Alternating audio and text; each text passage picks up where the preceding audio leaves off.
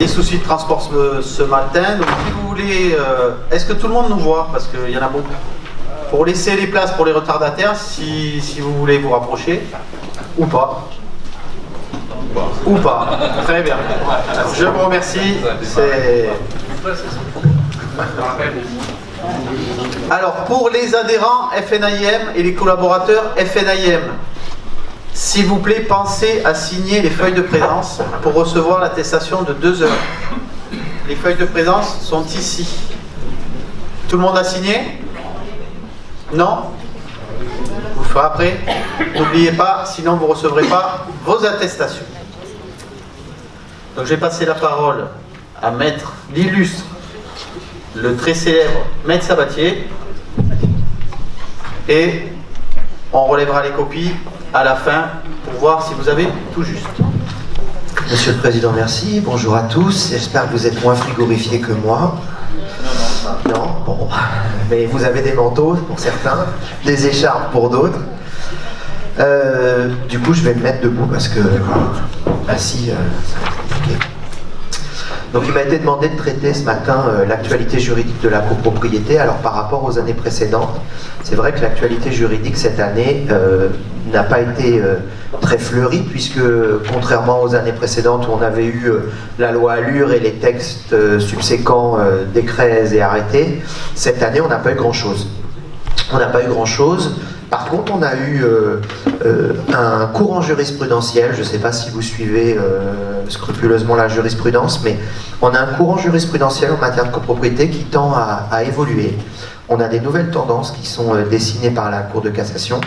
C'est vrai en matière de copropriété, mais c'est vrai également en matière de loi Hoguet. Je ne sais pas si vous avez suivi les récents arrêts très importants de la Cour de cassation sur l'application de la loi Hoguet, et tout particulièrement le non-respect des dispositions de la loi Hoguet qui désormais deviennent conséquence d'une nullité relative et non plus d'une nullité absolue, ce qui vraiment révolutionne, je dirais, le droit immobilier, particulièrement le droit des intermédiaires immobiliers, puisqu'on a eu des arrêts rendus en matière de mandat de transaction et également mandat de gestion, avec un infléchissement de la rigueur jurisprudentielle en matière de loi Hoguet. Donc ça, c'est plutôt une bonne chose.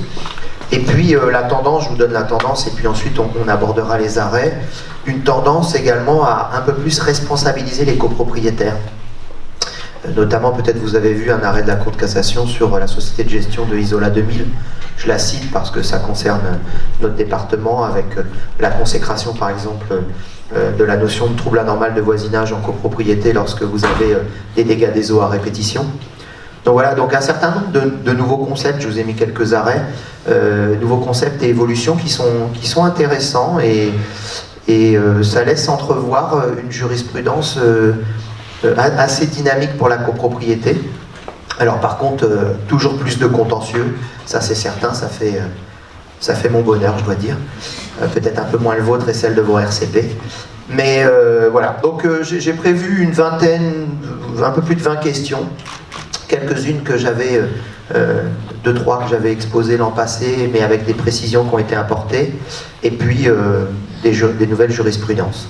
Donc comme d'habitude, vous connaissez le principe, une question, plusieurs réponses possibles, vote à main levée, si vous arrivez à lever la main, que vous n'êtes pas trop frigorifié. C'est interactif, donc on peut essayer d'échanger s'il y a des questions ou quoi. En plus, on n'est pas très nombreux. Et ensuite, en fonction du syndicat auquel vous appartenez, il note. Et puis derrière, vous avez effectivement pour la FNAIM la validation de vos formations. Pour l'UNI, je crois, une augmentation de la cotisation. Enfin, je ne sais plus comment ça fonctionne. Voilà. Il n'y a pas de souci, elles étaient déjà très basses. Allez, je vous propose qu'on commence avec la première question que vous êtes censé normalement totalement maîtriser.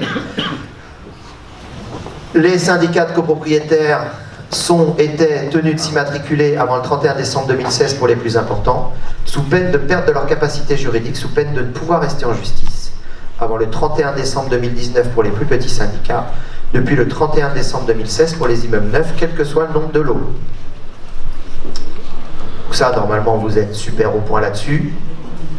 On va le vérifier tout de suite. Qui répond A? B?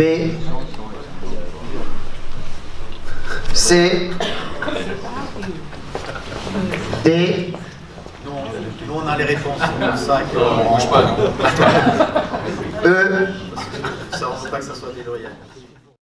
À D, me semble-t-il. Merci. E. Qui a dit E? D'accord. Ne se prononce pas. Il y a quand même beaucoup, quoi. Alors les bonnes réponses, c'est A et E. C'est dommage qu'il n'y ait personne qui ait dit E. Notamment pour les syndics qui gèrent des copros neuves. J'imagine quand même que depuis l'entrée en vigueur, il y a eu des syndicats de copropriétaires qui vous ont été livrés ou donnés en gestion. Et normalement, ceux-ci doivent être immatriculés. Petite précision que nous n'avions pas l'an passé. On le savait déjà, mais c'était pas encore sorti. Depuis le 29 janvier 2017, d'accord, on ne tient plus compte que des lots qu'on dit principaux, c'est-à-dire en gros bureau, commerce, logement, à l'exclusion des caves et des parkings, d'accord. Ça c'est une nouveauté de la loi égalité et citoyenneté de janvier 2017, d'accord. Il n'y a pas de questions là-dessus, c'est bon? Bon, il y en a qui avaient répondu autre chose. Le D. Non, c'est un piège, c'est 1er janvier 2019. Ok? Je suis fourbe, oui. Le changement d'usage d'un lot nécessite forcément une autorisation d'assemblée générale. Oui, surtout si c'est d'habitation commerciale. Non, seulement si c'est un lot en étage. Non, pas forcément, tout dépend du règlement de copropriété et de la destination de l'immeuble. Non, il faut juste un permis de construire. Non, l'avis du syndic omniscient est suffisant. Je vous demande juste la réponse juridique, hein, pas celle que vous aimeriez. Alors, qui répond A? Ceux qui font ça, c'est quoi? B. C. D. E. T'as répondu trop vite, Hervé. La réponse c'est C, c'est celle que vous aviez donnée majoritairement, avec notamment une précision de 2 arrêts de la Cour de cassation cette année. Un du 8 juin 2017, sur une autorisation de pose de boîte aux lettres pour une ancienne remise qui avait été transformée en logement, donc c'était devenu un logement, et dès lors que la transformation à usage d'habitation n'était pas contraire à la destination de l'immeuble, au droit des autres copropriétaires, la pose de la boîte aux lettres était autorisée. Et puis on a eu une deuxième décision, si ma mémoire est bonne, voilà, du même jour. Et alors celle-là, elle est assez intéressante. On avait un lot qui était à usage d'activité libérale, qui avait été exercé pendant plus de 10 ans. Puis d'activité libérale, le propriétaire l'avait transformé en studio d'enregistrement. Et les copropriétaires se plaignaient notamment des nuisances et du changement d'usage sans autorisation, puisque là, en l'occurrence, le changement d'usage semblait contraire à la destination de l'immeuble.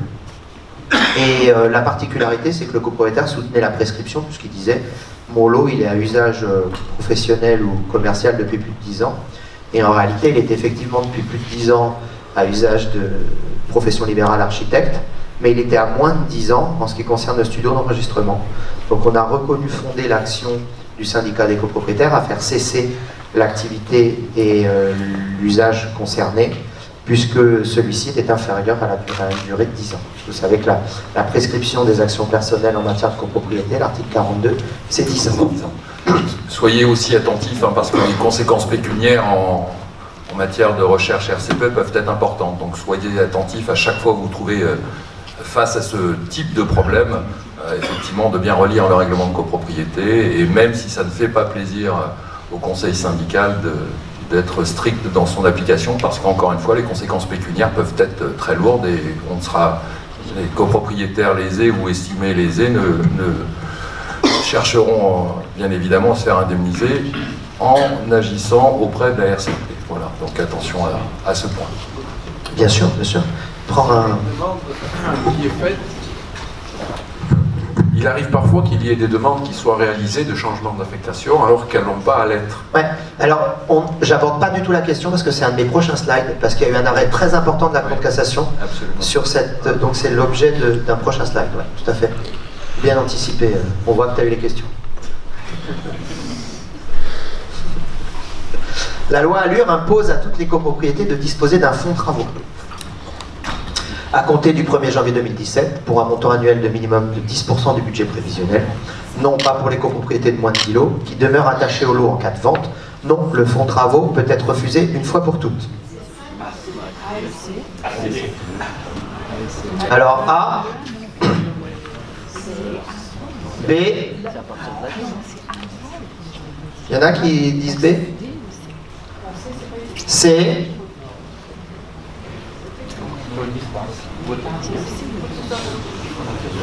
D, D, c'est le froid, c'est le temps que ça chauffe et que... E,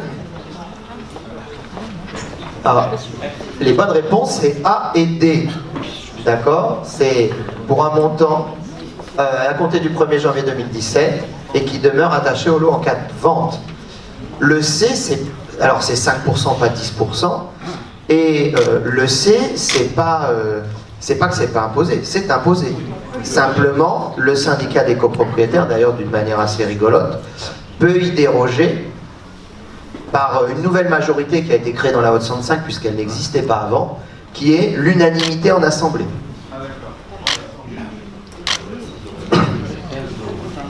Non. Non, c'est dit.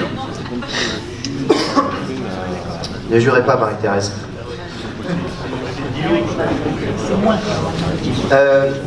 Non,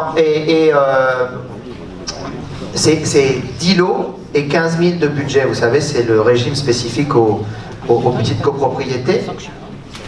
Et c'est une majorité particulière, la dérogation, parce que moi, au départ, j'avais lu l'unanimité. Oui. Et en relisant, en fait, c'est l'unanimité de l'Assemblée. Ce qui est une nouvelle majorité. Moi, ce que j'appelle une nouvelle majorité, puisqu'en tant que telle, c'est ça. Le syndic, après accord de l'Assemblée Générale, peut utiliser justement ce fonds travaux pour le règlement de ses honoraires, le financement des travaux hors budget, le financement de travaux urgents, ceux d'article 18, là vous savez, pouvoir d'initiative, régler ses vacations contractuelles, les travaux prescrits par les lois et règlements.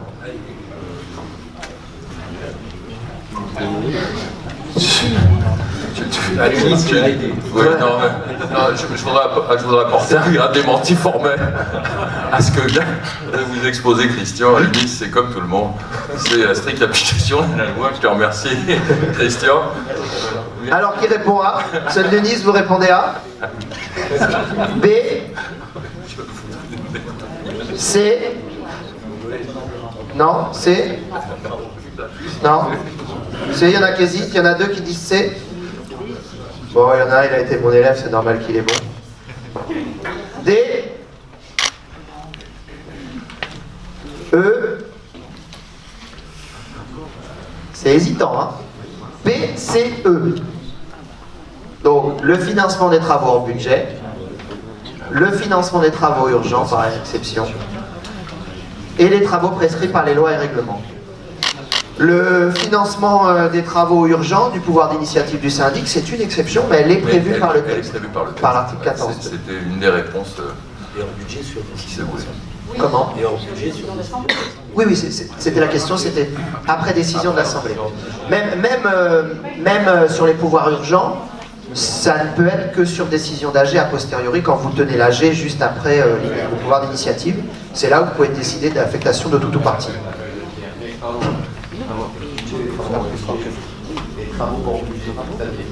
Mais en fait, c'est les travaux qui ne sont pas prévus dans le budget prévisionnel. Les travaux hors maintenance et entretien courant, ceux qui font l'objet d'une décision particulière de l'Assemblée Générale. Mais c'est quoi? C'est pas écrit dans la question. Ah oui, si, c'est important. Hein. C'est un point important. Oui, après l'accord de l'AG, donc bien sûr, votez, bien sûr. Là aussi, une précaution, on peut être amené, effectivement, au titre de l'urgence, à engager une mise en sécurité du bien ou des équipements collectifs qui sont endommagés. Très souvent dans la pratique, on avait l'habitude de se dire, en liaison avec le conseil syndical, on ratifiera ça lors de la prochaine AG, c'est pas la peine de convoquer une nouvelle AG. Attention à cette pratique qui, là aussi, engendre des risques importants au niveau de la RCP. Vous ne savez jamais a priori ce que va décider l'Assemblée Générale. Donc on est amené à organiser en urgence des travaux. Réellement, le Conseil, c'est d'organiser également immédiatement derrière une Assemblée Générale particulière. Même si le Conseil syndical y est pas favorable, parce que ça coûte de l'argent, la sécurité juridique, vous ne pourrez pas recouvrir. Imaginez que la décision d'Assemblée Générale soit contraire, vous ne pourrez pas recouvrer les sommes qui ont été engagées. D'où le risque de RCP derrière. Donc, vous l'avez compris, hein, quand c'est pas sur de pouvoir d'initiative, peu importe les travaux qui auront été nécessaires. Hein. Là, on ne parle plus de qualification de travaux, on parle juste de circonstances. En cas de mutation d'un lot de copropriété, désormais, le notaire doit notifier au syndic le nom du candidat acquéreur ou le nom des associés de la SCI ou de la SNC se portant acquéreur. Le notaire doit s'assurer qu'il ne peut pas faire la transaction lui-même. Le notaire doit vérifier l'immatriculation de la copropriété si nécessaire. Le notaire verse les sommes retenues au syndicat des copropriétaires, à défaut d'accord dans un délai de 3 mois après opposition régulière, sauf contestation devant les tribunaux. Le notaire doit faire une demande de pré-état daté.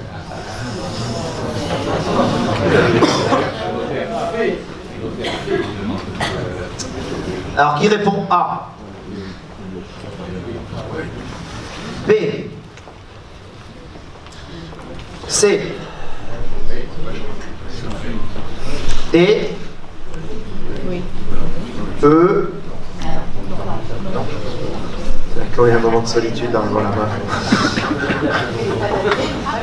A, C et D. Donc effectivement, désormais, vous devez être interrogé par le notaire sur la qualité des acquéreurs. En fait, la mécanique a été introduite par la loi Allure, c'est on veut s'assurer que les acquéreurs ne sont pas déjà copropriétaires et débiteurs dans la copropriété, soit eux-mêmes, soit au travers d'une société de personnes. Donc ça, c'est une chose. Il y a effectivement une nouvelle disposition qui est intéressante, j'avais déjà cité l'année dernière, mais je vois qu'elle n'est pas suffisamment mise en œuvre. C'est la nouvelle mécanique de l'opposition, je dirais l'automaticité de l'opposition. Une fois que vous avez fait opposition suite à une mutation, dès lors qu'il n'y a pas eu de contestation judiciaire, de saisine judiciaire dans le délai de 3 mois qui suit l'opposition, le notaire est tenu de vous verser les fonds objet de l'opposition. Donc pensez à vous mettre des rappels pour relancer le notaire si d'aventure il n'a pas versé les fonds. C'est automatique. Quand bien même un copropriétaire s'y opposerait, il ne peut s'y opposer que par la voie judiciaire. Et récemment, on a eu une décision intéressante, puisque moi j'avais des contentieux charges de copro, et parallèlement la vente d'un lot, et le copropriétaire me disait « mais moi je suis en contentieux copro, donc comme je suis en contentieux sur mes charges, je considère que c'est une opposition au sens des dispositions de l'article 20, et ce n'est pas le cas. » D'accord ? Il doit introduire une action dédiée à la contestation de l'opposition. Donc ça, c'est intéressant parce que par le passé, donc déjà, bien avant par le passé, on était obligé de faire des pieds et des mains judiciaires, et puis la jurisprudence évoluant, c'était quand même au syndicat des copropriétaires de prendre l'initiative. Aujourd'hui, ce n'est plus le cas, donc ce qui est plutôt une bonne chose. Je préciserai que l'opposition doit être réalisée par voie extrajudiciaire. Bien sûr. Et une simple lettre recommandée avec accusé de réception ne suffit pas. Donc là, c'est une source de responsabilité aussi pour le indéniablement. Et vous savez, pour un grand nombre d'entre vous, que je m'occupe notamment de la RCP Galian, il n'y a pas une année où j'ai pas au moins 1 ou 2 contentieux d'opposition irrégulière. L'opposition irrégulière, ou de forme de l'opposition irrégulière. Je pense que chaque année, il y en a au moins 1 ou 2 dossiers rien que sur ce département. Donc c'est qu'il y a encore des syndics qui font un peu, pas toujours parce qu'ils s'entendent bien avec le notaire, parce que, non, prenez pas le risque. Dans certains cas où le syndicat est dépourvu de syndic, l'Assemblée Générale des copropriétaires peut être convoquée par le syndic non reconduit, par tout copropriétaire, seulement pour faire désigner un syndic, par le conseil syndical, personne morale, seulement par le président du conseil syndical, ès qualités, par le maire de la commune du lieu de l'immeuble.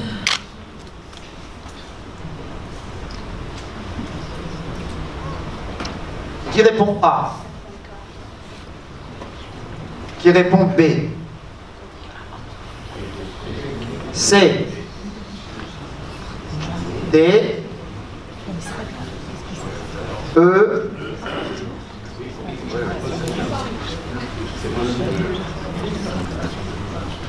Il n'y a qu'une bonne réponse, c'est B. D'accord? Là, on est dans l'hypothèse, le terme est choisi, hein, et, il est dépourvu. Dépourvu, c'est l'hypothèse, non, c'est l'hypothèse où, on va faire simple, le syndic a oublié de reconvoquer une AG dans les temps et il est plus régulièrement syndic, par exemple. C'est un des exemples. C'est pas l'hypothèse où à l'AG, j'ai deux syndics, aucune majorité se dégage, et c'est pas ça, d'accord? C'est vraiment l'hypothèse ancienne, ce qu'on appelle l'hypothèse de l'article 47 du décret, d'accord? Pour les puristes. Et donc c'est vraiment dans ce cas-là, uniquement dans ce cas-là, où n'importe quel copropriétaire peut convoquer une assemblée uniquement pour faire élire le syndic. Contrairement à certaines pratiques là que l'on voit, cette assemblée n'a vocation qu'à faire élire le syndic. C'est juste, c'était une volonté dans le cadre de la loi Allure et du rapport d'Hinain à l'époque de la loi Allure, d'éviter systématiquement le recours à l'administration judiciaire. D'accord? Donc c'est un outil qui peut être utile pour vous cependant, soit parce que malheureusement vous avez laissé, et on sait que ça arrive, dépasser la durée de votre mandat, soit vous voyez qu'il y a une copropriété qui décide finalement d'avoir un syndic alors que jusque-là, elle n'en avait pas. La convocation est possible de cette manière, en tout cas la convocation régulière, puisque par le passé on avait tendance à le faire, mais là on peut désormais le faire de manière légale sans qu'il y ait de contestation sur votre désignation. Un mandataire en assemblée générale peut-il subdéléguer son droit de vote? Non, le mandat de vote de l'article 22 de la loi de 65 est strictement intitulé personnel. Oui, s'il en a assez de rester en AG, c'est ennuyeux. Oui, si son mandat à pouvoir le prévoit expressément. Seulement s'il est copropriétaire, oui, avec l'accord du syndic secrétaire de CERS. Vous avez compris, hein? Je suis copropriétaire, j'ai le pouvoir d'un autre copropriétaire, je suis à l'assemblée et à un moment donné, en cours d'assemblée, j'en ai marre, il y a le foot à la télé. Donc du coup, je me dis, je vais partir et je vais donner mon pouvoir à quelqu'un.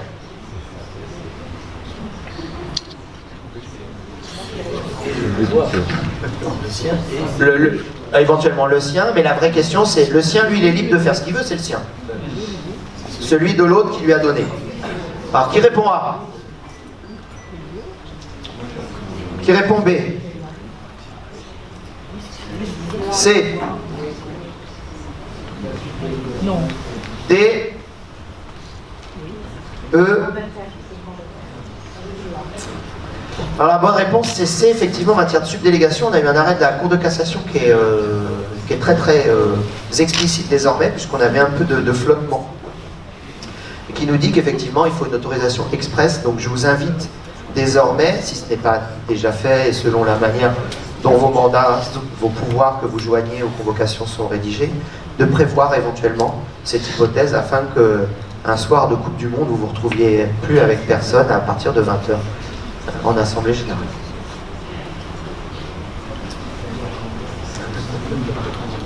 Ils sont concernés par l'immatriculation obligatoire auprès de l'ANA. Toutes les copropriétés, seulement les copropriétés à destination totale ou partielle d'habitation, les copropriétés tertiaires, les copropriétés de plus de 10 lots seulement les copropriétés qui ne sont pas en difficulté. Ça, c'est une question que je vous ai déjà posée normalement. Vous devriez avoir tous tout bon.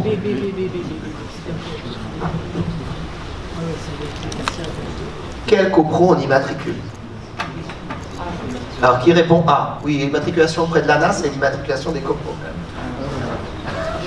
Ah ouais, je pensais que c'était acquis ça.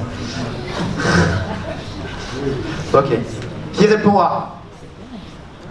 B? C? D? E? Bon, ça va. C'est B.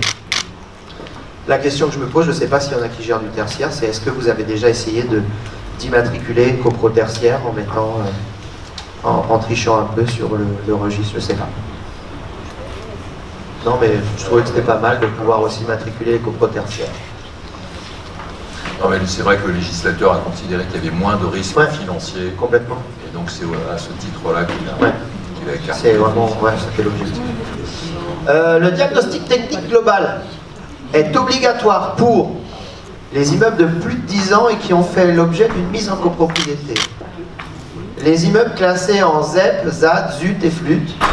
Les immeubles qui font l'objet d'une procédure pour insalubrité. Toutes les copropriétés depuis janvier 2017, les copropriétés de plus de 200 lots. Le DTG, vous maîtrisez tous, normalement. Qui répond A? B, C, D, E. Alors les bonnes réponses, c'est A et C. J'en ai pas vu beaucoup qui avaient bon. Hein? Le DTG obligatoire. D'accord? Sachant qu'effectivement, vous avez l'obligation de mettre à l'ordre du jour de l'Assemblée la réalisation d'un DTG, c'est l'article 24, mais sans obligation de l'adopter. D'accord?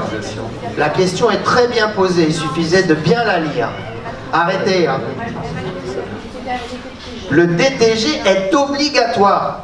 Ça pourrait être la réalisation. Ben alors j'aurais mis la réalisation, si c'était la réalisation. Non. Ce qui se conçoit bien s'énonce clairement.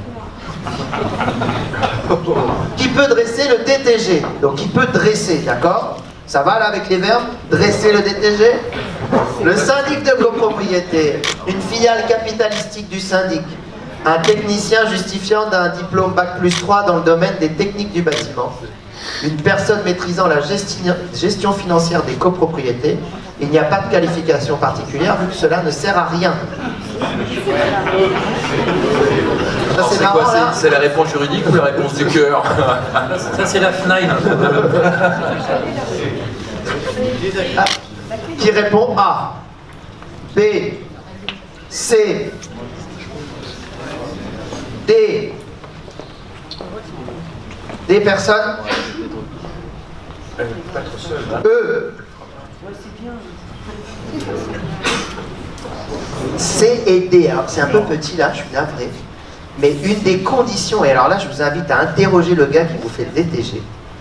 Une des conditions de qualification, donc c'est Bac+3, etc., c'est la maîtrise de la gestion financière des copropriétés. Alors, est-ce que ça veut dire qu'il faut être comptable copropriété pour faire le DTG? Ça, c'était une mention qui m'a toujours fait rire dans les qualifications, mais... Là, la question n'est peut-être pas forcément posée de façon très audible. Parce que... La gestion financière des copropriétés. Antoine, vas-y. Parce qu'une personne qui n'aurait que la qualification financière ne me semble pas répondre... C'est des conditions cumulatives. Voilà. Donc la question était posée de façon un petit peu vicelard. Un peu, hein. Comme tout depuis le début. C'est marrant. C'est marrant quand même, hein. Vous vous remettez pas du tout en question. C'est forcément les questions qui sont mal posées. D'accord. Bon. C'est ça, en fait c'est ça, vous êtes dans le rôle des copropriétaires. Et moi je suis le syndic, c'est ça. Et vous vous dites, ah pour une fois, on se le paye, c'est ça. Allez-y, lâchez-vous, il reste 10 questions. Les copropriétaires peuvent décider de voter le remesurage des lots privatifs en assemblée générale. Non, c'est une atteinte au droit de propriété. Oui, si le but est légitime, notamment au regard des tantièmes. Non, c'est une atteinte disproportionnée au droit au respect du domicile. Oui, si le syndic remesure lui-même les lots, seulement avec une autorisation judiciaire préalable.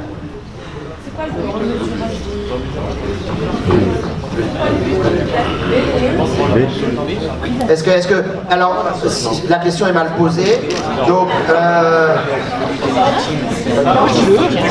je suis désabusé, vous voyez, au bout de cette question. Et en même temps, si vous étiez un jour de la jurisprudence, ça poserait pas de problème.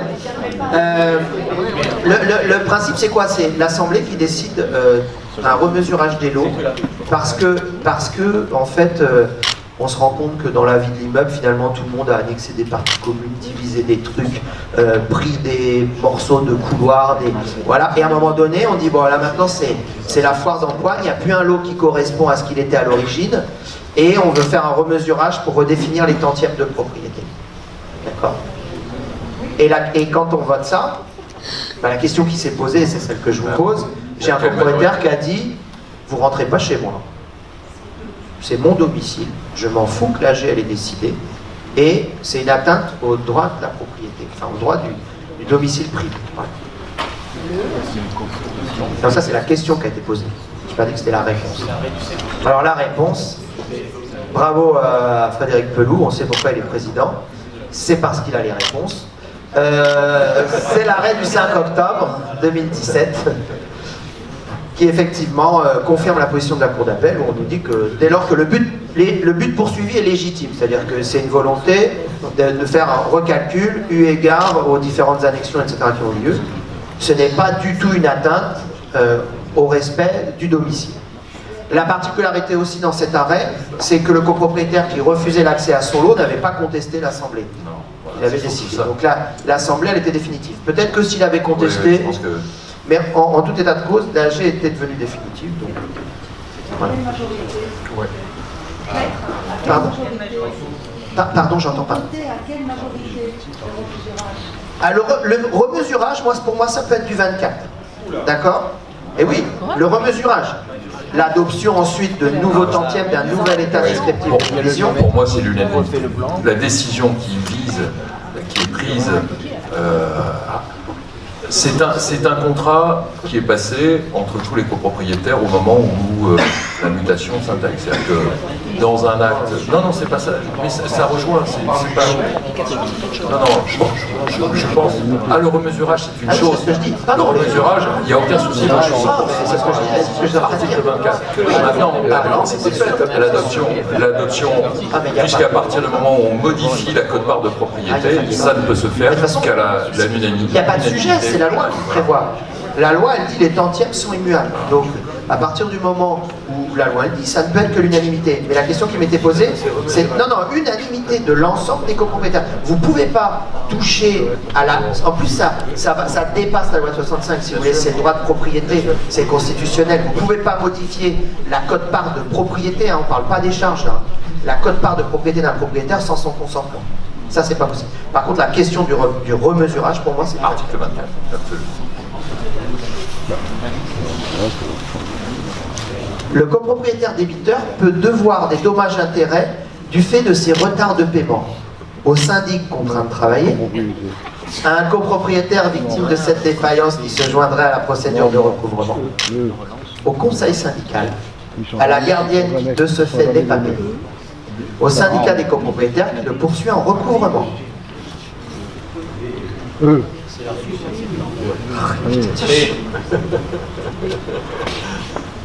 Au syndic. Alors, qui répondra? B, C, D, E. Ouais, alors, E, c'est pas nouveau, on avait eu de la jurisprudence de manière assez récurrente. Par contre, B, c'est un arrêt qui est nouveau, on n'avait jamais eu. On est dans une hypothèse où on a un copropriétaire qui se joint à l'instance qui assigne une SCI et un propriétaire, qui est un copropriétaire bailleur.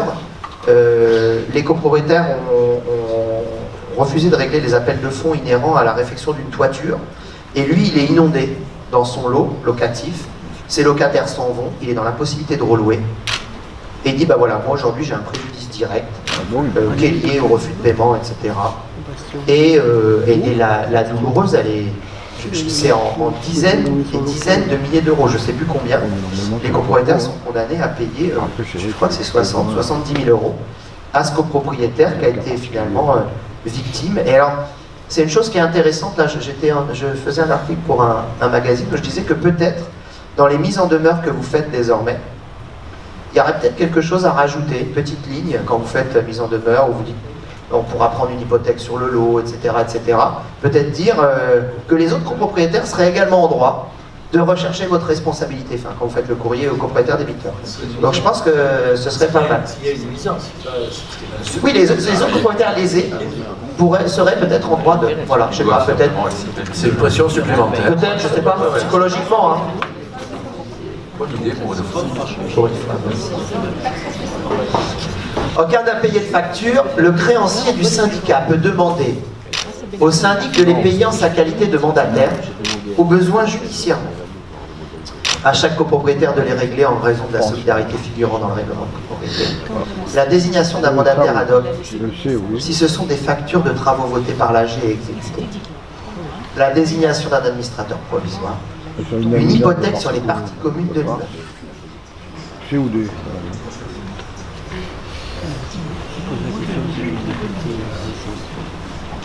Qui répond A? B. C. B. Tu hésites, Hervé? Ah, il est là. Qui répond D? E. C'est inaliénable. La bonne réponse, c'est C. C'est la nomination d'un mandataire ad hoc. Et on a eu un arrêt de la Cour de cassation qui censurait, je crois que c'était le tribunal de commerce, où le tribunal de commerce avait condamné le syndic à payer les factures. Mauvaise analyse de la situation juridique.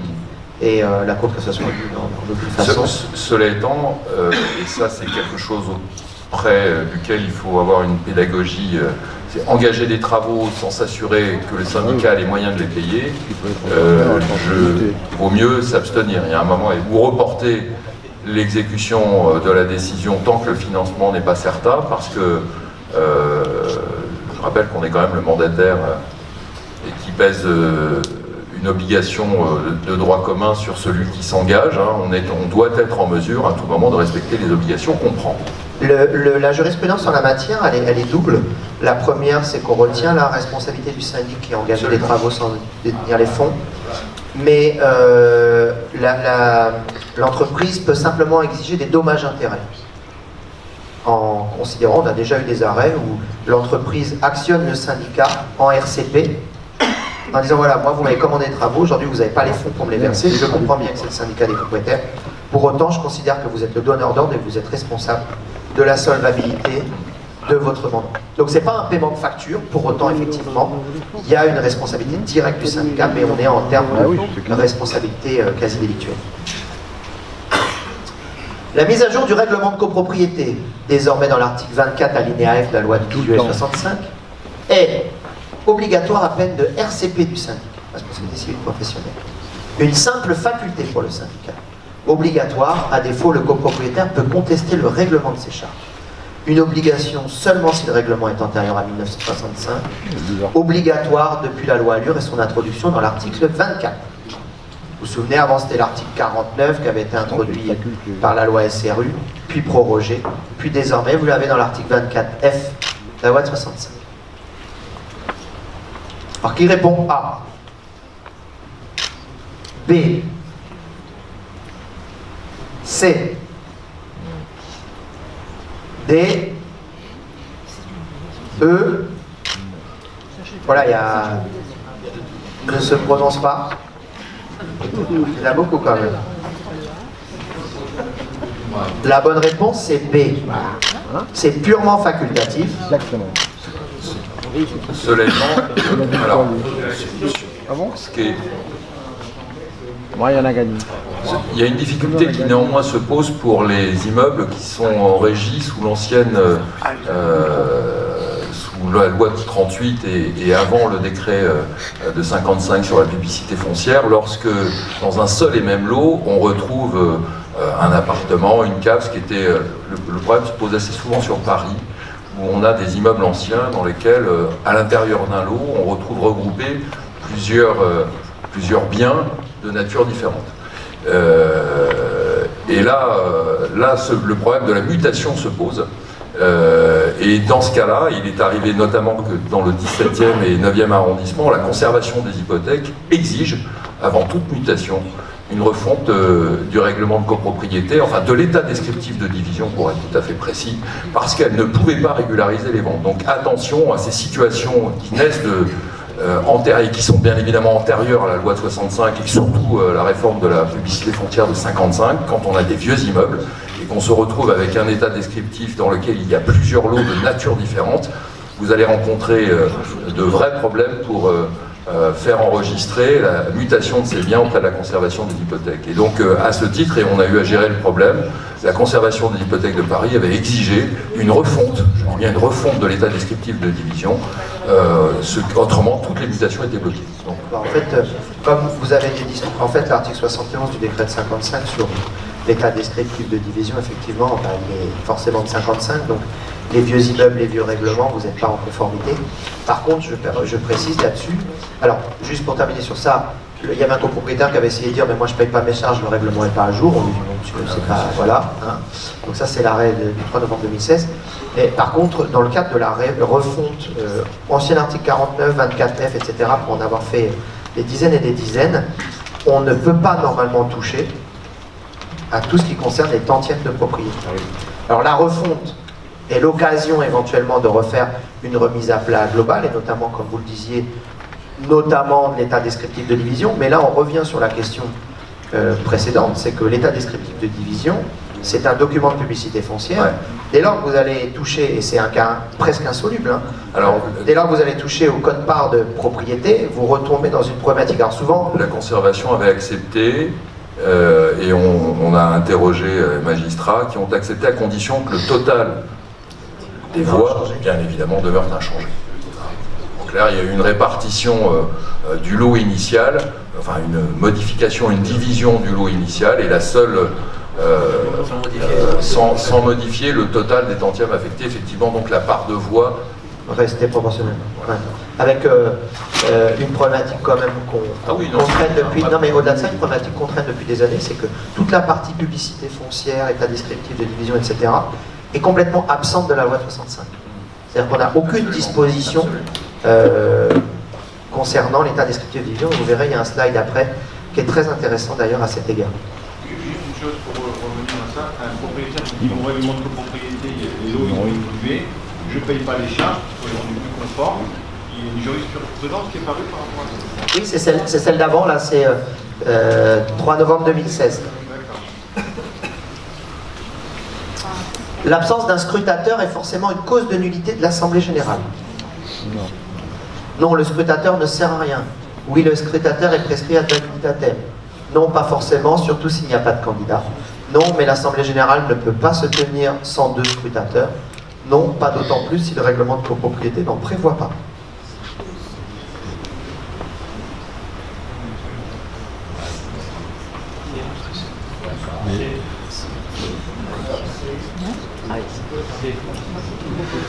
Qui répond A? B, C, D, E. C'est C et E, effectivement, puisque, bon, là on a un arrêt du 30 septembre 2015 qui était intéressant de la Cour d'appel de Versailles, qui nous disait qu'elle avait constaté que le règlement prévoyait 2 scrutateurs, mais qu'on n'avait pas de candidat et que du coup, finalement, c'était la Cour de cassation d'ailleurs, mais je crois que c'était sur un arrêt de la Cour d'appel de Versailles.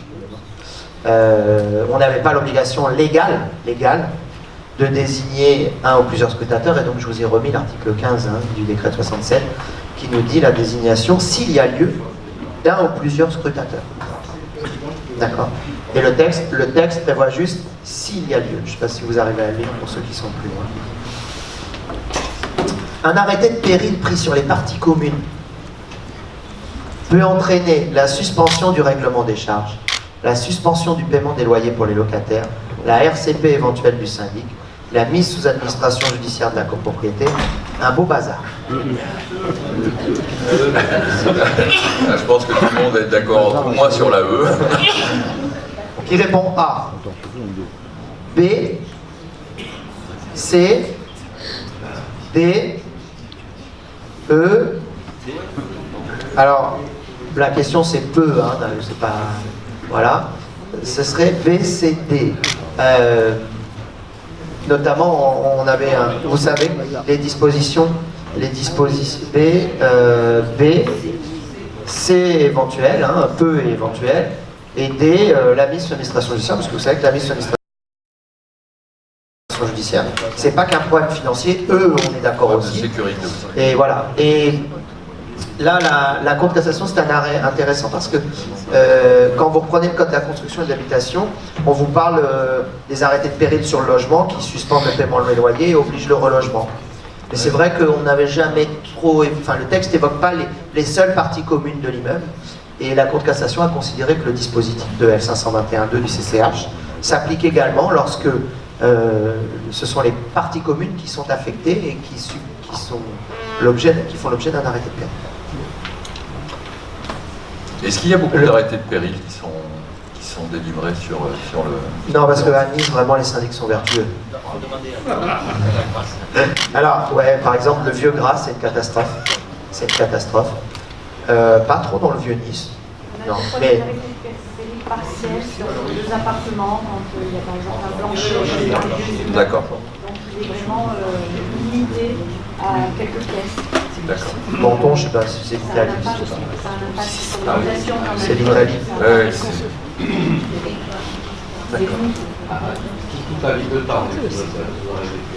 Ouais, mais quand tu connais les gens qui habitent à Tende.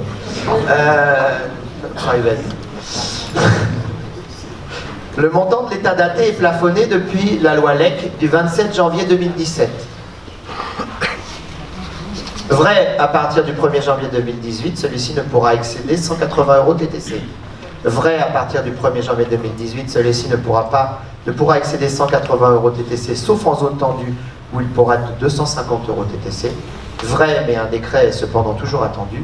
Non, la liberté des prix empêche un tel plafonnement des honoraires. Faux, l'idée a finalement été abandonnée.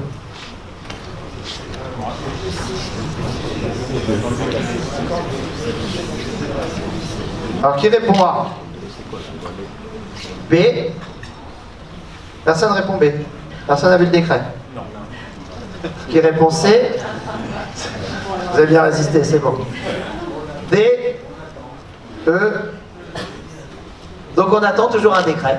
Alors, effectivement. Pour l'info, Emmanuel Cos, juste avant de partir, a régularisé environ 300 décrets.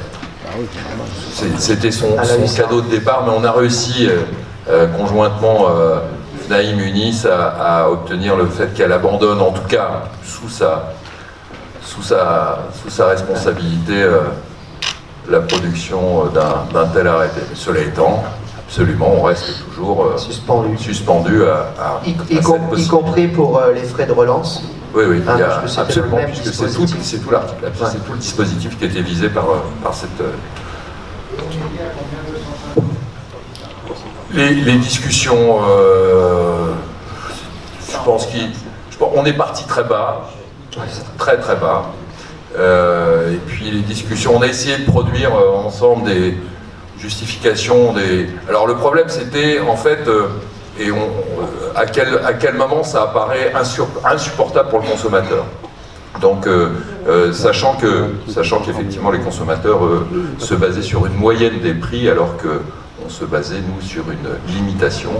Donc heureusement la discussion pour l'instant est reportée et c'est tant mieux.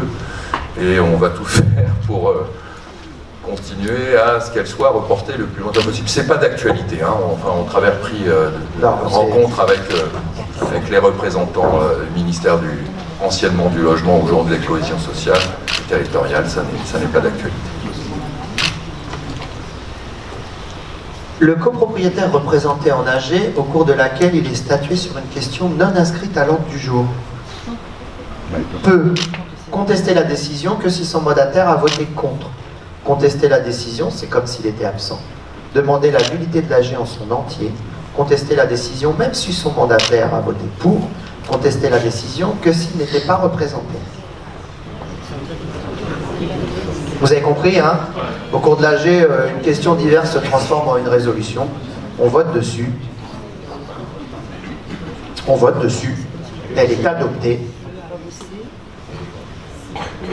Et derrière, la question c'est est-ce qu'elle est contestable pour celui qui se ferait représenter et qui aurait son mandataire qui aurait voté pour. Alors qui répond A? B, C, D,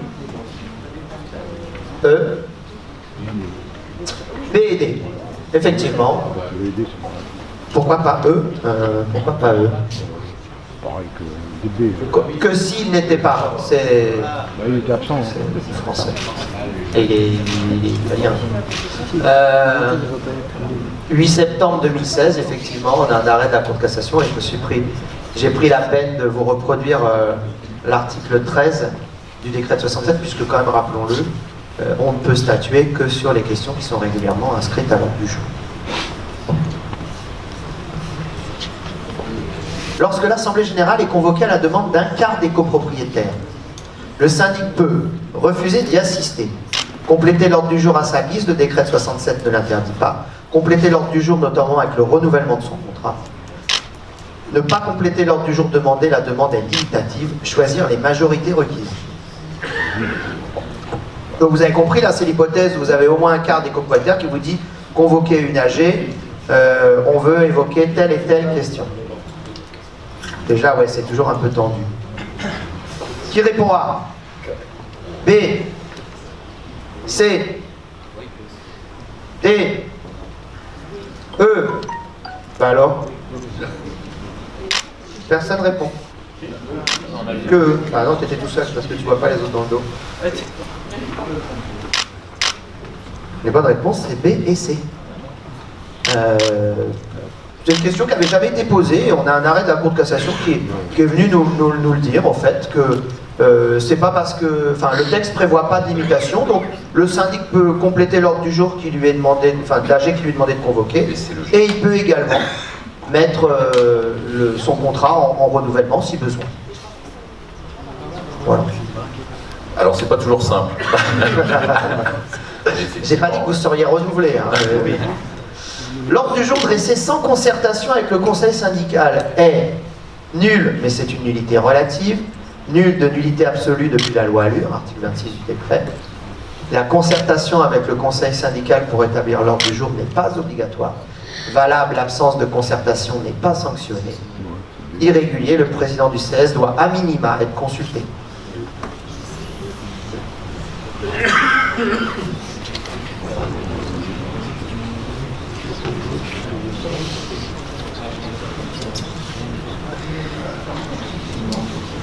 Qui répond A?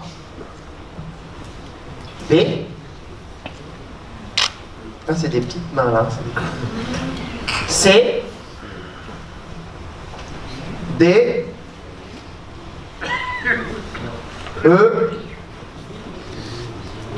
Ah, ça hésite. Hein. La bonne réponse, c'est D. Ça nous a été confirmé par la Cour de cassation dans un arrêt de décembre 2016.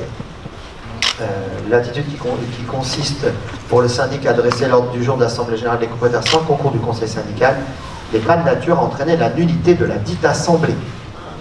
En effet, l'article 26 du décret de 67 ne prévoit aucune sanction à cet égard. Je vous suggère néanmoins de l'établir en liaison avec... Alors c'est vrai que c'est difficile pour les petites copropriétés. Comment? Envoyez au moins un courrier. Elle est obligatoire la concertation, mais elle n'est pas sanctionnée. C'est différent. Non, il n'y a pas de sanction.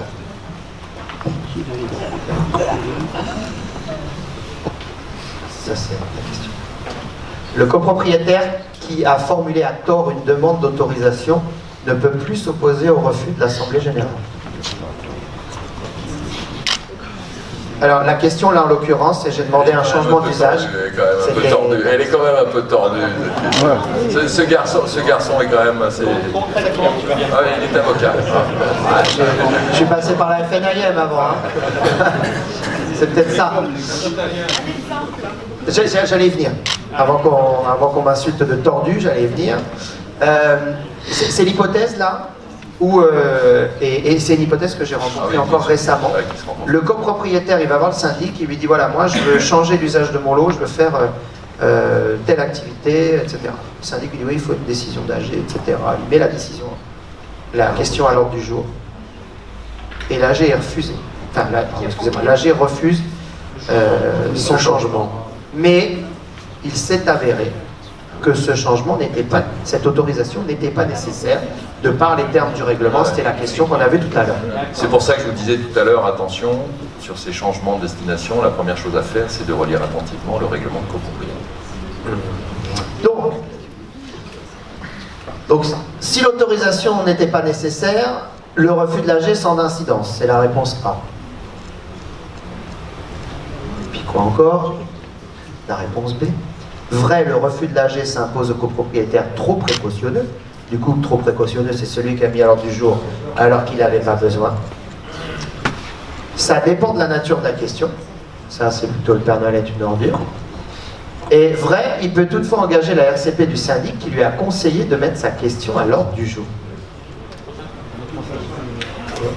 Encore faut-il qu'il démontre que ce soit le syndic qui a demandé. Voilà. Oui. Moi, je pense que... oui, donc oui, je pense que eux, oui. Les réponses, c'est C et E. D'accord. Et là, la particularité, c'est qu'on l'a mis à l'ordre du jour. Donc c'est un arrêt de la Cour de cassation assez récent, de juin 2017, où on a un changement d'affectation d'un lot qui a été refusé, qui n'a pas été contesté. Parce qu'il y a ça, ça pourrait être contesté en disant finalement, je le conteste parce qu'en fait, j'avais pas l'autre besoin de la demander. Mais là, elle a été refusée, pas contestée. Et du coup, elle est définitive, elle s'impose au propriétaire. Mais conseillée par le syndic, comme je l'ai dans un dossier là actuellement ici sur ce département, et le syndic, c'est lui qui a dit, vous devez mettre à l'ordre du jour, etc. Et en l'occurrence, dans mon dossier, c'est exactement la même hypothèse. Donc vraiment, faites attention sur ces questions-là, parce qu'elles ne sont pas tranchées, comme disait tout à l'heure le président de l'Est. Vous êtes obligé de regarder avant dans le règlement. Ou si vous devez faire un écrit, faites attention, quoi. Oui. Du coup, si je comprends bien, la décision d'AG prévaut sur le règlement copro. Oui, en fait, il n'y avait rien dans le règlement de copro, il n'y avait pas d'interdiction. Donc finalement, ça équivaut à une interdiction de l'AG, qui n'a pas été contestée. À l'inverse, il y avait eu quelque chose dans le règlement de copro, parce que c'est ça qu'on est en train de dire là, en fait. Non, là tu vas faire votre question à vous. Là. Non, ce que je veux comprendre, c'est qu'on est en train de dire... Vous notez, c'est ça? Non, je dis... Ouais. La vraie question, c'est quoi? C'est on lit le règlement de copro, là, rien de stipulé. Donc, s'il n'y a rien de stipulé, ça veut... A priori, s'il n'y a rien de stipulé, donc qu'on n'a pas d'atteinte à la destination de l'immeuble aux droits des autres copropriétaires, et qu'on n'a pas de stipulation qui interdise un changement d'usage, il change l'usage de son lot au regard des dispositions de la loi de 65. Après, sur le plan administratif, éventuellement L631-7, etc., c'est un autre sujet. C'est dans le silence du règlement de copro. En l'absence d'interdiction, ouais, c'est ça. Donc tout ce qui n'est pas interdit est autorisé. Ah, c'est le principe, ouais. Nullum crimen sine lege. Nullum crimen sine lege. Pardon? C'est des Yougoslaves du Nord. Si c'est un notaire qui en fait la demande. Comment? Si c'est un notaire qui en fait la demande. Qui fait la demande de? En cas de mutation, si le notaire nous demande, nous, au niveau donc, de la destination du lot. Mais il nous demande quoi, pardon? De faire une assemblée générale. Si c'est nécessaire ou pas. Ah, c'est-à-dire, il vous demande de tenir une assemblée pour décider le changement d'usage du lot? Oui. Ben, on peut pas refuser parce que là encore une fois. assez frais. Non, mais là, il représente un copropriétaire ou une succession où il prend à condition. D'abord, on ne peut pas refuser à un copropriétaire qui sollicite, je parle sous votre contrôle, maître, mais un copropriétaire qui sollicite l'organisation à ses frais d'une assemblée générale particulière ou spéciale. Le syndic est tenu d'y faire droit. Là, en l'occurrence, c'était le copropriétaire qui l'avait demandé. Qui avait demandé. Par le biais de son notaire. Bon, voilà, en l'occurrence pas, mais pourquoi pas. C'est vrai que souvent on a le notaire un peu dans la boucle parce que. C'est vrai aussi en cas de mutation, enfin bon, on retrouve ce genre Le vrai risque se présente lorsque l'on nous consulte c'est là où le client, j'allais dire l'adversaire, lorsque le copropriétaire ou le notaire nous interpelle par écrit en nous demandant pensez-vous à la lecture du règlement de copropriété que cette activité puisse être exercée. Je serais vous, je lui répondrais, je vous invite à consulter votre propre conseil. Un avocat ou un... Tout à fait. Mais ça m'arrive. Moi, c'est une réponse que je fais systématiquement. Vous n'avez pas à vous faire interprète du règlement de copro. Nous ne sommes pas absolument. Et si ce n'est pas lui qui avait fait la demande de la question, et que la question qui est portée dans le jour, elle est refusée, pour l'interdiction de changement ou autre, et il ne s'oppose pas dans des demandes. Alors déjà, la question, je ne sais pas comment elle pourrait être posée, parce qu'en fait, la question c'est souvent autorisation de changer. Alors... Oui, il y a d'autres copropriétaires qui pourraient la demander. Alors ce serait plutôt une demande des copropriétaires visant à interdire ce qu'on a en ce moment énormément sur Nice, et vous l'avez tous vu, le Airbnb. Là, on en a tous des dossiers, j'en ai plein le tribunal de grande instance, de la décision d'AG qui est contestée, où les copropriétaires ont décidé d'interdire la location temporaire meublée dans la... Bon, là, encore une fois, aujourd'hui, la jurisprudence de la Cour de cassation, elle est très claire. Passer le délai de contestation de 2 mois, la décision est définitive. Donc ça c'est vraiment important. Hein. Et je ne sais pas dans quelle mesure on pourrait revenir dessus. Je ne vois même pas trop comment. Hein. Donc effectivement, aujourd'hui, en tout cas depuis la jurisprudence de 2005 de la Cour de cassation, on est un peu coincé par les décisions définitives. Hein. Le dévoté, du dévot. Du dévot. Nous sommes des dévots. Oui. Question empêchant que j'ai répondu. Tout à l'heure, je vous posais la question dans le cadre de la convocation au revoir Macron. Pas de syndic, un convocation au revoir. Effectivement, c'est normalement que pour l'élection mécanique, mais en général, en même temps, c'est parce qu'il y a des travaux à faire et c'est un peu plus long. Une fois que cette assemblée générale est passée des 2 mois, même si on a voté autre chose en plus, c'est valable. Oui. Ah oui, c'est toujours le même principe. Mais par contre, là j'ai une autre question moi, qui est pendante devant le tribunal de grande instance de Nice. C'est est-ce que cet AG qui a été convoqué de cette manière pour élire un syndic et à laquelle on a mis d'autres questions qui ont été adoptées, elle est contestée dans son ensemble, est-ce qu'elle sera nulle dans son ensemble? Ou est-ce que seulement les résolutions suivantes qui ont été, les décisions qui ont été adoptées seront nulles?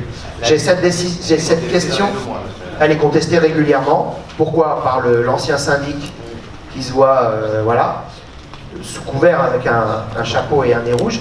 Mais la vraie question, c'est est-ce qu'elle sera annulée ou pas? C'est une décision qu'on aura prochainement du TGI de Nice. Juste une question, parce que nous, à titre personnel, dans une copropriété où le règlement de copropriété n'interdisait pas des associations à but non lucratif, d'accord? J'ai un propriétaire qui a voulu faire un bail à une association, il s'avère que l'association c'était une mosquée un peu déguisée. Les propriétaires s'en sont aperçus, nous ont demandé une assemblée générale extraordinaire, et on a voulu interdire les associations. Les lieux de culte, ouais. Dans le règlement de copropriété, ça a été voté. Impossible de le faire enregistrer au discothèque, puisque le notaire nous a dit mais vous êtes en train de priver le propriétaire de sa jouissance. Il n'a pas contesté. Alors encore c'est 2 choses complètement distinctes. Oui, D'une part, la décision devenue définitive, mais qui effectivement, là en l'occurrence, aurait requis l'unanimité et à tout le moins l'autorisation du propriétaire concerné, puisque vous restreignez la jouissance de son lot. Et je vous rappelle que l'article 8 de la loi de 65 dit que le règlement de copropriété ne peut pas, d'accord, pour faire simple. Et puis ensuite la publicité de la décision d'assemblée générale. Donc en général on arrive quand même à publier des PV en les mettant au rang des minutes des notaires, c'est le moyen qu'on a trouvé de le faire. Le notaire a refusé de nous publier. Il a refusé parce qu'il a dit que c'était contraire. Mais c'est pas à lui de juger, c'est bien fondé d'une décision d'AG. Il n'a pas ce pouvoir-là. Bien sûr. Jamais. Il engage aussi sa responsabilité de ce point de vue-là. Il ne dispose pas du pouvoir de juger de la légalité d'une... Ça appartient au seul tribunal. Ah mais pardon, ça c'est quand même dans l'immeuble permet une autre utilisation que l'utilisation. Ça dépend de la destination de l'immeuble, oui, ça dépend de sa destination. Je ne pense pas qu'on doit voter à l'unanimité l'interdiction de faire un lieu de culte dans C'était un commerce. Enfin, c'est un commerce. Bon, après, vous avez toujours l'option, il faut le savoir, de la nuisance. Oui, oui. La nuisance permet toujours l'interdiction, quoi. Ouais, mais avant ça, on a les dispositions à 65. Hein. Et j'avance, je crois que je suis. Il m'en reste une ou deux. Alors justement, l'état descriptif de division peut avoir valeur contractuelle et lier les copropriétaires par la désignation des lots qui y figurent. Vrai si le règlement de copropriété lui a donné valeur contractuelle. Vrai du seul fait qu'il est intégré dans le règlement de copropriété. Faux au grand jamais, c'est un simple document de publicité foncière. Le DD n'est plus obligatoire depuis décret. Vrai dès lors qu'il a été publié au fichier immobilier. Voilà, je m'amuse des fois la nuit quand je fais ça. Qui répond A. Tu comprends pas la question. Est-ce que si j'ai un lot à usage d'habitation dans mon état descriptif de division, est-ce qu'il est ad vitam aeternam, destiné à rester à usage d'habitation, puisqu'il est désigné comme tel dans l'état descriptif de division? Est-ce que l'état descriptif de division a valeur contractuelle à lui seul? Alors, qui répond A? Oui. B, C, D, E. Bon, on va arrêter. Ok? C'est la dernière ou l'avant-dernière. Bon, c'est la réponse A et c'est très nouveau. Enfin, c'est très nouveau, mais dans un contexte un peu particulier. Voilà. Jusqu'à présent, après un certain nombre d'interroments, quand même, ça fait comme des années qu'on avait une jurisprudence qui était un peu fluctuante. Après, elle s'est fixée, qui était de dire l'état descriptif de division, c'est un document de publicité foncière, peu importe qu'il soit dans ou en dehors du règlement, il n'a pas valeur contractuelle. D'accord? C'est pour ça qu'on nous disait oui, mais dans l'état descriptif de division, c'est un. Oui, on s'en fiche. Ce qui était important, c'était le terme du règlement. La particularité de cet arrêt, dont certains commentateurs ont dit que c'était un revirement, et je ne pense pas, pour ma part, que c'est un revirement, qui est un arrêt du 6 juillet 2017, il dit l'état descriptif de division a valeur contractuelle. Oui, mais la particularité du règlement de copropriété, de sa rédaction dans cet arrêt, c'était de dire que l'état descriptif de division, finalement, venait compléter les termes du règlement de copropriété, et c'est en ça que la Cour de cassation a considéré qu'il avait valeur contractuelle. Voilà. Donc retenez par principe que le DD n'a pas valeur contractuelle, sauf si vraiment le règlement de copropriété lui donne cette valeur. Mais c'est pas, ça c'est une question, elle paraît théorique, mais elle est importante. Ah ouais, ça a des conséquences importantes quand on est appelé à mettre en jeu ces notions de changement de destination. Oui. Est-ce que le DD a valeur contractuelle s'il n'y a pas de règlement de copropriété? Non, pas plus. Pas plus. Pas plus, et quand vous n'avez pas de règlement de copropriété, vous n'avez pas de règlement de l'administration et d'usage des parties communes, vous n'avez pas de destination, et c'est un peu le Far West. Sous réserve des dispositions à 65, bien sûr. J'ai été amené à aller régulièrement en Corse ces derniers temps, et la difficulté, c'est qu'il y a à peu près plus de entre 30 et 40% des copropriétés qui n'ont pas de règlement de copropriété. Et c'est un vrai problème. Et alors bon, là on parlait de la France, mais... Je crois qu'il y avait un arrêté de la Commission civile de cassation qui avait dit qu'en cas d'absence de règlement de copropriété, le DD avait valeur contractuelle. Pas à ma connaissance. Pas à ma connaissance, et en plus... alors peut-être dans les vieux arrêts, puisqu'il y a des vieux arrêts avant la jurisprudence qui a été fixée, qui disaient que par exemple, dès lors que le DD était dans le règlement, il était contractuel. Et cette jurisprudence, elle est révolue. Voilà. Cela étant, bien évidemment, si vous êtes amené à prendre en gestion un immeuble dans lequel il n'y a pas de règlement, je ne peux que vous suggérer que la première chose à faire, c'est d'organiser la rédaction de ce règlement et son adoption. Et pour beaucoup travailler avec la FNAM Corse du Sud, non, plus sérieusement, la problématique qu'on rencontre avec l'établissement des règlements, c'est que la limitation qui est posée par la loi de 65, c'est que vous pouvez faire adopter un règlement et à la majorité de l'article 26 que pour l'usage et l'administration des parties communes. C'est-à-dire que quand vous commencez à mettre le doigt dans l'engrenage en disant propriétaire, bon, ce serait bien qu'on fasse un règlement quand même. Alors là, le règlement, vous y voyez tout et n'importe quoi dedans. Sauf que, en fait, vous êtes vraiment très très limité dans l'établissement de ce règlement, qui malgré tout doit obtenir la double majorité. Pigeon voyageur. Désormais, il est possible de convoquer l'Assemblée Générale par télécopie, pigeon voyageur, courrier électronique, lettre commandée électronique, lettre commandée simple, signaux de fumée. Bah, c'est la dernière, je me suis dit je vais pas faire trop compliqué. Ouais, ouais, j'ai dit. Alors qui répond A, Personne. B, Personne. C, Personne. D, E, E,